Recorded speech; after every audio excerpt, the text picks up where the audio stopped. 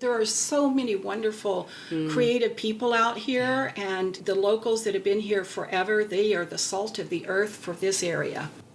Hi, and welcome to the Desert Lady Diaries podcast, a weekly conversation with women who found their home in the Mojave Desert. I'm Dawn Davis, and this is episode 97. If you'd like more information about the podcast, it's all at the website desertladydiaries.com, and I invite you to engage with the guests, with other listeners, or me on social media, on Facebook and Instagram at Desert Lady Diaries, or on Twitter at Desert Lady Diary. And if you're interested in providing some feedback about an element of the podcast, please listen through to the end. Thanks. Carmen Mendoza recently left the foothills of the Colorado Rockies for the Mojave Desert, where her soul is flourishing. She is a certified life coach with clients around the world, as well as a trainer and facilitator who writes for pleasure in her spare time. She enjoys watching Ancient Aliens, whodunit mysteries, and being a slave to her demanding cat, Taffy. Welcome to the podcast. Thank you, Dawn. What kind of cat is Taffy? He's a beautiful, I think, part Siamese, because he's talking more as he gets older. Oh, okay. Oh, so they do that. Yeah, that's what I've heard. That's interesting, because I have been cat sitting for a gentleman on the south side who has two Siamese. One was recently just put down because he was almost 19 years old and only weighed about 5 pounds. But man, did he just chat it up. The only thing I know that he might be Siamese, somebody told me he's got that little crook at the top end of his tail. Yes, otherwise, definitely. He's a pure white, with some taffy color in him. Right. Yeah. Oh, how beautiful. So he freaked out when we first got here. He was like, what is all this brown? Right, exactly. So let's back up to the first question I usually ask, which is, what was your first experience with any desert? Oh, gosh, I guess when we moved back, my dad was in the Army, and we moved back from Germany to Barstow when I was 5. Oh, wow. And I can remember a flash flood at 5 years old in the desert, and horny toads and stuff. And then we moved all over, and a desert in New Mexico, and then here when I was in high school, and then the desert where Carlsbad Caverns is, where I was a National Park Ranger. Okay. Oh, yeah. And then what brought you to the Joshua Tree Desert? Oh, the Mojave. I think it's always been in my soul. It creeped into my soul without me knowing, because when we first moved here as a freshman and I saw the brown and my mother was going to be a teacher, I was like, oh my God, I hate it. I'm going to stay in New Mexico. You know, as a 14-year-old, you think you know everything. And it just seeped into my soul. And so when Colorado started getting really crowded, really expensive, can't go 3 miles without taking 20 minutes, no place to park. Oh, my goodness. This is in the area where I was. This started calling back stronger. Yeah. Okay. So you grew up traveling because of... A bit. Yeah. A bit, because my mother was also in the Army, so when she got out, she just kept traveling, and she was a teacher in Texas and New Mexico, and then finally settled here. So my younger siblings have all pretty much always been here. But I've been gone for 47 years up until January of last year. Oh my gosh. Yeah. Well, welcome back. Thank you. Let's talk about what happened in all that time. Because you've had a career that is spanned many different kinds of jobs. You were a park and recreation, and then worked for the Bureau of Indian Affairs, the National Park Service, a jazzercise instructor, a radio ad executive, a secondary social studies teacher, and a director of a youth drug prevention program. Yeah. I don't know. You know, somebody said that you move out of careers about every 5 years, but one just led into the other. And I think the common ground between all of those is people. You know, I was 16 when I started with Park and Rec here one summer, and it just went from there. I love my Park Service days, my Bureau of Indian Affairs days, and all. Yeah, it's just, I look back at them all, and it's working with people. I'm still working with youth through Intercultural Community Builders, which is a nonprofit anti-bullying and teen leadership training that I'm on the board up in Colorado. So we're expanding the curriculum to other school districts, and including this one, Morongo Unified, right? Yes, that's exciting. Yes, I am so excited. Yeah. We're going to be working with them this coming year. Talk to me a little bit about that whole scenario of bullying, because I feel like it's a very real and very prominent thing in our society now, and I don't think it's just with kids in school anymore. No, I think it's with adults. So can we dig into a little bit about where that starts? How long do you have? So this is my thought is, because I've had a lot of people tell me, oh my gosh, when we were kids, we just duked it out and got it handled. Well, the internet wasn't there at the time. I mean, my 50th high school reunion in 29 is coming up in 2021. And with the cyberbullying, people don't have to be accountable. They don't. You're anonymous almost. You're anonymous, right? And you get to express things that you normally wouldn't if you had a conscience. And, or if you were face-to-face with someone. Or if you were face-to-face, right. A lot of bullying, I know a guy was called the N-word up in Colorado, and it was a drive-by. So you never get those face-to-face. They're drive-bys, or they're, on the internet. So it really creates a challenge in how not to let that bother you. Give them strong foundation of confidence and self-esteem to be like Teflon and not to get pulled into it. But we, even as adults, and it seems to be us as humans, we will go to that negative comment and negate the 5,000 positive comments. Right. So I don't know if that's something within our psyche that we get to work with or what, but yeah, right. It is a challenge. And on the flip side of, as opposed to being the receiver, the givers of this sort of thing, has there been any discovery on your part in working with all of this on where that comes from? A lot of times they've been bullied themselves. They have very low self-esteem. They're afraid. They're somewhat afraid of the world. Don't know how to navigate. Don't have, not always, but don't have role models, positive role models. And they're just frailing through life in a way and not really knowing how to have conflict resolution skills. So it's a process. And in the curriculum that Carol Miller, who's the executive director, has designed, is to give a voice for everyone so that you can see both sides. Walk in the other person's shoes with understanding. There's a little video that was done by students, no words, and it's powerful. The bully gets to see how they are seen from the other side, and they shift their attitude, and the students wrote it. And I don't know what group did that. It's on the internet, and I can't even tell you the name of the little video. It's maybe 15 minutes. Wow, that is powerful, especially with no words.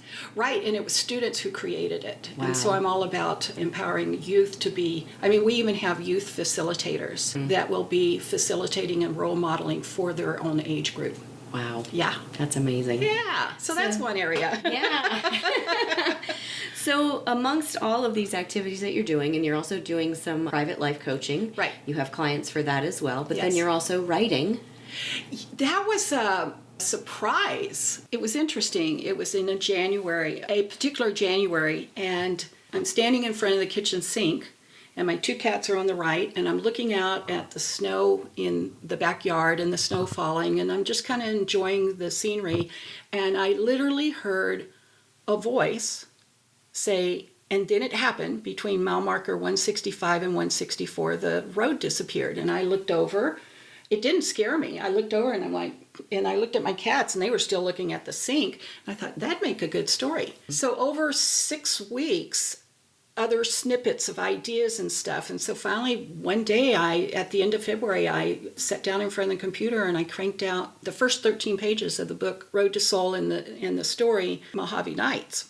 And I looked up at the clock, and I had looked at the clock earlier, it was like 11 o'clock. And then 15 minutes later, I look up and it's 1 o'clock. Oh my gosh. And I went, oh, now I understand what people mean when they say that they're in the zone. So over 5 years, pictures started coming, phrases started coming, other stories started coming, and it evolved into Road to Soul, 7 eclectic short stories, and they interconnect, and that all was magical. So it was a way to stay in the desert when I was having blizzards in Colorado. Right. It was really cool because that's only when I wrote.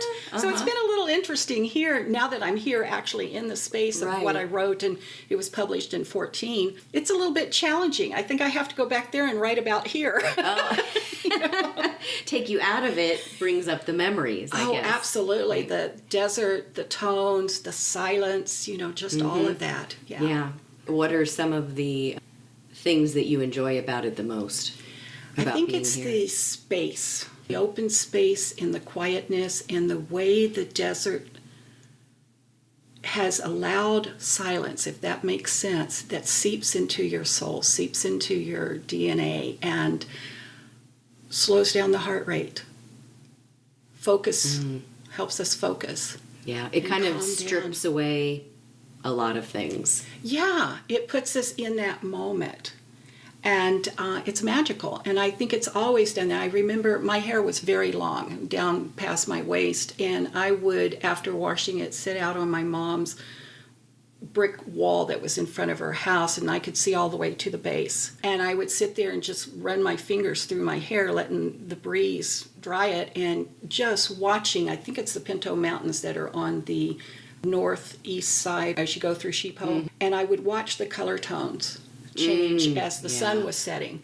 And I would just be enthralled. And I'd just sit out there and just take it all in. It's an amazing thing to watch, both at sunrise and sunset. Absolutely. The way that pink just kind of comes across everything, and you can literally watch it move. It's just... And purples, and then the grays, and the amount of browns, the different colors of browns. And I always go back to when I was 14 and we came over the grade, and I'm like, oh, brown. And now it's like, look at all these colors of brown. You know? Because I think you get deeper into it. At first sight, it's brown, and then the longer you're here, you start to see the little nuances. Absolutely, of things. Makes sense. Yeah, and the shadows, the way when we do get clouds, the way they play against the contours of the mountains around or here. There's the shadow over one part of the mountain, but not over here. I mean, the light play is just, that's everything.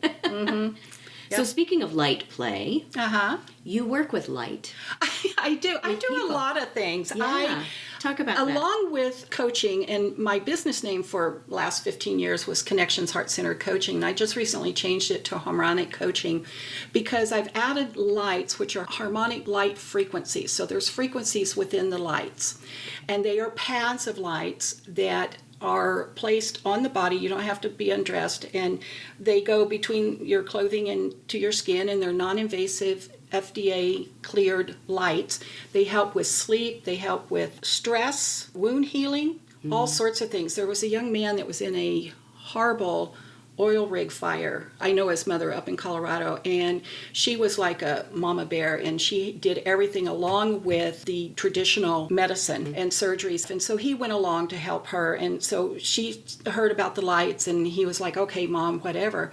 And he found out, because this has been 2.5 years, he's had probably 30, 40 surgeries. Oh my gosh. And he realized that he was calmer and more focused as he moved into each surgery, because you can imagine after each surgery, you know what you're getting ready to go through again. And then his surgeons noticed that he was healing a little quicker than probably he should have. And so that could possibly be part of the lights. But the lights just help go to the core of our body and assist our body in what we're up to. So whether we're wanting to release weight or we're needing better sleep. I had one young man who had a brain injury, and he's only done one session, and he called me up the next day and he said, I slept 5 straight hours. That's unheard of for me. Wow, good for him. So everybody's a little different, but I also know someone who pulled a muscle working out, and one session, it didn't come back. There's so many settings, and then there's different frequencies that go from 10 up to 9,999. Anything above that is not too good for us. It's like the sun's good for us, but you can't stare at it. Yeah. So it assists us in what we're up to. And then the way I use it with coaching is people are wanting to express themselves wider, bigger, be able to focus better. And so I can do these long distance as well as have that integrate with what they're doing with the coaching. So I've combined the two. So then I changed the name to Harmonic Coaching. How did you come across this lighting? I have fibromyalgia. Okay. And I got very tired of taking the medicine and having to have it upped, and got really, really tired of taking pills and it not working. And fibro is very complicated, and it's stressful because it's a hidden problem, and it's a 24/7 always pain at some level. And somebody told me about the lights up in Fort Collins where I was, and I did them, and it was amazing. I had my body be so relaxed. I would start snoring, but be wide awake. Now, I know that's weird. I would be wide awake on the table. My body would be relaxed for first time in a long time, no pain, and I'm listening to myself snore, I'm listening to the music, and I am in this space of just wonderfulness. And so I started using those, and the gal was telling me, you'd be really good as a person who would do the lights with your coaching. And I was like, I don't know. I'm thinking of moving.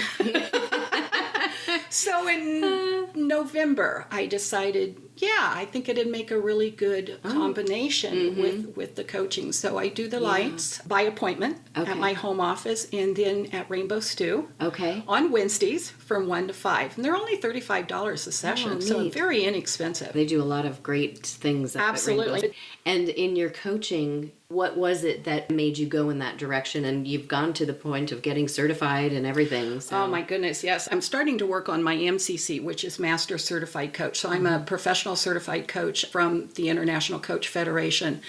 So I am a coach through the Coach Training Institute. Unfortunately, there's a lot of people out there that call themselves coaches because they have a lot of experience, and that is good. However, I do feel very strongly that there needs to be training along with it, because coaching is not telling you what to do. It's asking powerful questions to bring the wisdom of yourself out to the surface. And I decided, 20 years ago, I think it was like 97, went through Coaches Training Institute and got the coactive coach credentialing, and then through ICF, which is the standalone organization, they have ACC, PCC, and MCC. So PCC is 750 documented coaching hours, and you have to do 40 CCEUs every 3 years to stay current. And you have to have permission from your coach clients to be able to record them. And some clients don't want that, so it can take a while. I'm very committed to being a professional coach, just assisting people in living their lives fully. Can you give us some examples of some of your clients, without obviously using their names, some issues that they came to you and said, hey, I'm really struggling with this. How can you help me with this? So I'll give you an example of a man who, this is a number of years ago, hired me because he wanted to move to another career. But he also wanted to hold on to the work that he was doing and make that transition smooth. And so that was the reason why he came to me and hired me as a coach. So we talked about his work environment and how he could make that supportive for him as he moved into the new direction that he wanted to go. And surprising to both of us, because he made it so good where he was, he got a raise and decided to stay. Oh my goodness. So that was one. I also coach caregivers of wounded veterans, and I do that pro bono, and it's 26 weeks, so that's 6 months of coaching with these women who are burned out at all ends. They have a PTSD, TBI, or salvage limb veteran. They have usually kids, and they may have elderly parents, and they have a job, and they'll put themselves aside. So we coach them in how can you show up for yourself and not burn out. Yeah. Wow. I bet that has been, how has that been working in that? That, you fall in love with your clients, and we have to be flexible, because sometimes, like this current client, we only get one client at a time. This current client has been off the grid for about 3 weeks because they got a change in their work environment.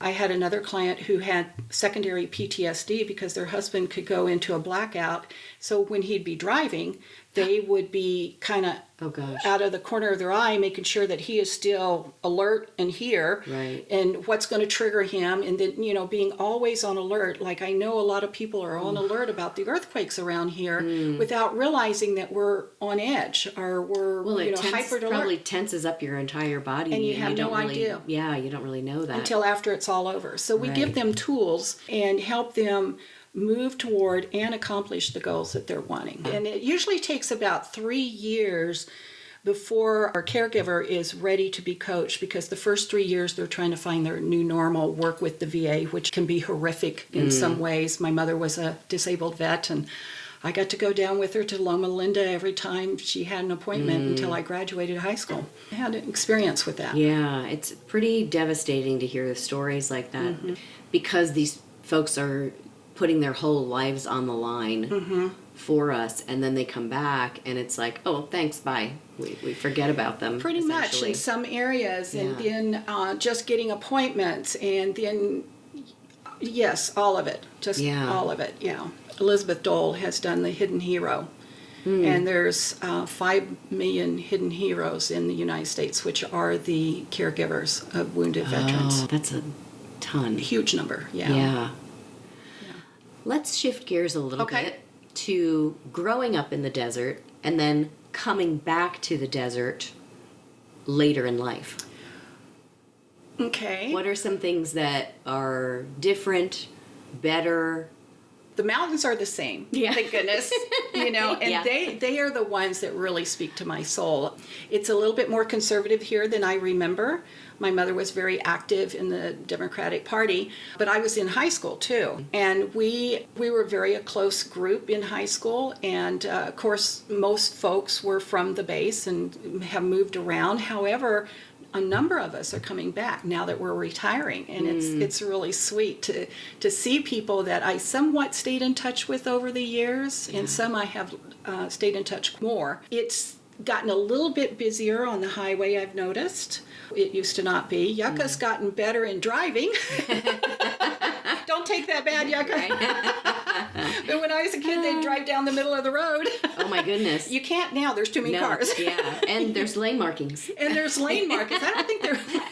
The people are wonderful. My neighbor just surprised me this morning with 2 sculptures in my front yard. I opened my curtain in the kitchen, and here was a roadrunner, a sculpture roadrunner. I was so surprised. And so there are so many wonderful, creative people out here, and the locals that have been here forever, they are the salt of the earth for this area. Yeah.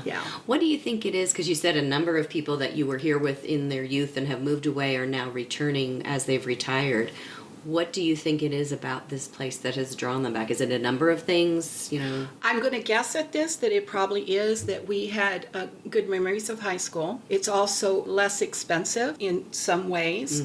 It's more open. I know one particular person coming back, he lives in Philadelphia. So it's a point where it's like, I'm tired of shoveling snow. And where was I happy? Oh, when I was a kid, let's go back. Right. Yeah, so I think it's some of that. Because you lived in 29 then, right? Did you participate in any of the Pioneer Days or the weed shows or No, I didn't. I don't stuff? think they had the weed show then. I saw the weed show last year. It was so it's cool. a lot of fun, right? Oh my gosh, I think I might want to do it again this year. Pioneer Days, we had bands and we had floats, and I was a majorette, so I was in the parade. And we were such a small band, and there were horses, so we always got put behind the horses. And yes, that was challenging when you're marching on the street, right. The carnival that would be at Lucky Park and things like that. But actually, I was only here for 4 years.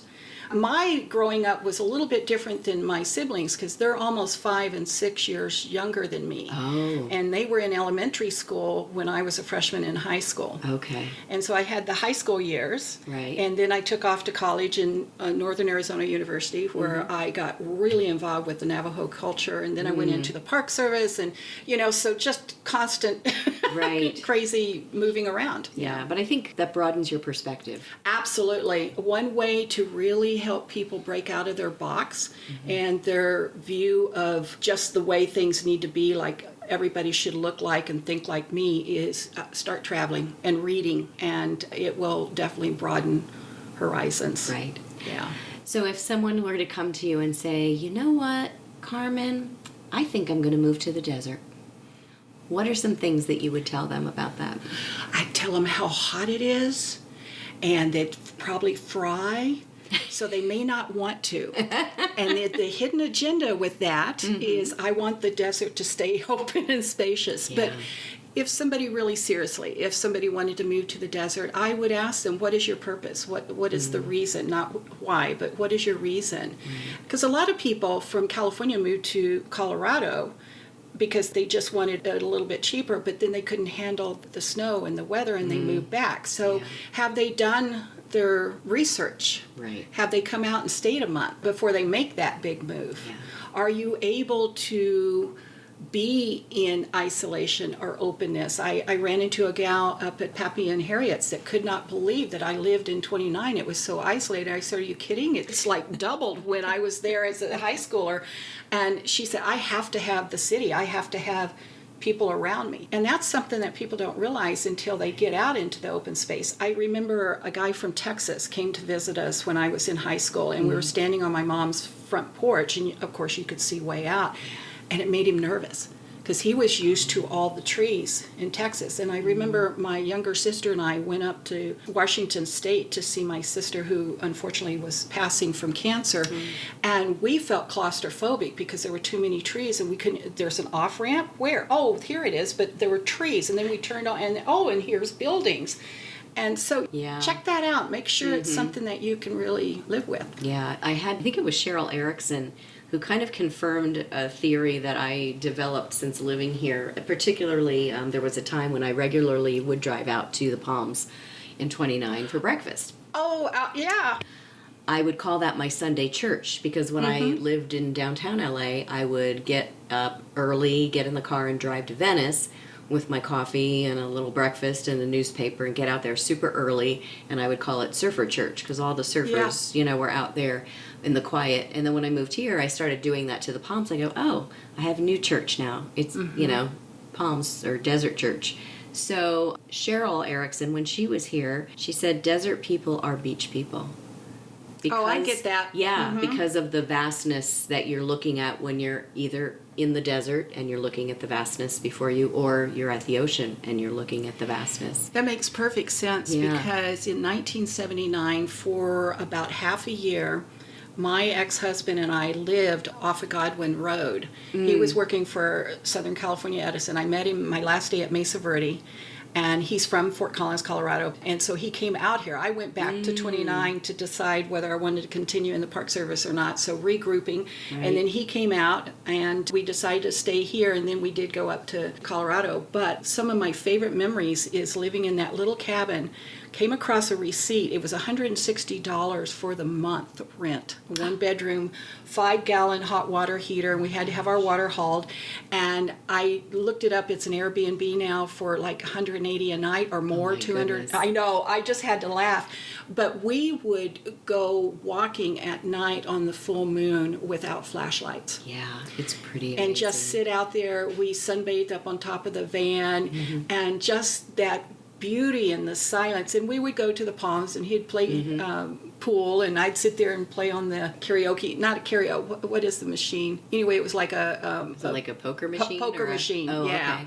Yeah, so I was there for breakfast a few weeks back for the first time since 79, and I was like, gosh. Oh my gosh, flashbacks. Yeah. So, and I bet it was a little more crowded than you remember. Absolutely. I didn't know there was that back room, but also Wonder Valley was a joke back then. It's like, oh my God, it kind of like there's a town near Fort Collins. We go, I only have enough money to get to Timnath, which was across the freeway. So Wonder Valley has completely changed too. It's the place where people want to be, and things change. Yeah. Flow and back and forth. And then some things stay the same. Yeah. Well, believe it or not, 30 minutes is up. But before you go, I would like you to, I need a pen, which is right here, so I can write the numbers down, otherwise I'll forget them. If you would select 4 numbers between 1 and 50. Okay. 13, 33, 50, and 11. If you would like to hear Carmen's answers to her questions, which I'm just about to read, please go out to desertladydiaries.com, click on the support page, and check out Patreon. The episodes are usually about 10 minutes each. We just kind of dive into some things that we don't get to talk about during the regular part of the podcast. So Carmen selected, what's your favorite season and why? What's your most memorable birthday? What do you work toward in your free time? And what was your first paying job that you ever had, and where was it? So again, if you would like to hear Carmen's answer to those questions, check out Desert Lady Diaries on Patreon. Thanks again for being here today. Thanks. If you're interested in checking out Carmen's book, Road to Soul, you can find it locally here in the Morongo Basin at Rainbow Stew, which is an awesome store. I love that place. Or Mojave Soul in 29 Palms, which is also a great store that has a lot of local artists' work in it. Or you can probably contact Carmen through her website, which is carmendoza.com. That's CarmenDoza.com, where you can contact her about a copy of the book or book some coaching or some light sessions. And I have a shout out this week to Teresa W. Thank you so much, Teresa, for your generous donation to the podcast. That really helps a lot. I also wanted to tell you that I was interviewed a few weeks ago by Harry Duran for his Podcast Junkies podcast. I posted about it with a link to the interview on Facebook and Instagram. And if you receive the weekly newsletter, there will be a link to it in there as well. We talk about my move to the desert and a friend we have in common who also lives in the desert here, and about some components of podcasting as well. I hope you'll enjoy the interview. I met Harry at a podcast conference last summer in Philly and learned a lot from him. So at the start of the podcast, you heard I was going to be asking for some feedback. A local listener I spoke to last week mentioned that she thought the first 15 to 30 seconds of the podcast she recently listened to had an error because it started out with the guest talking and then went right to the standard introduction of the podcast. I explained that I was just trying something out and taking what I thought was an interesting snippet from the interview and starting the podcast with that. So I'd love to hear what you think. Is it cool to hear that before the interview actually starts? Or is it inconsequential to your listening experience? Let me know at desertladydiaries@gmail.com. And if you like this podcast, I would be so appreciative if you would give it a review on whatever platform you're listening from or at the Desert Lady Diaries Facebook page. Thanks so much for listening.